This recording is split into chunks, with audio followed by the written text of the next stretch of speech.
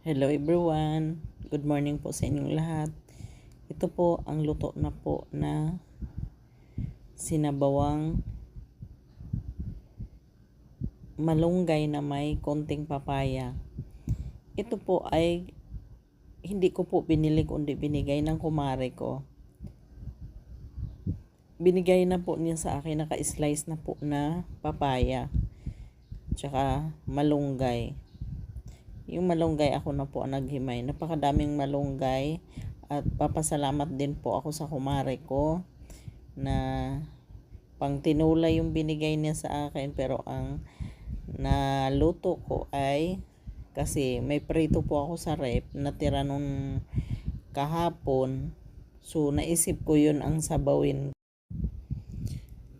kasi lagi naman po akong nakakapagtinola, kaya gusto ko pong maiba naman.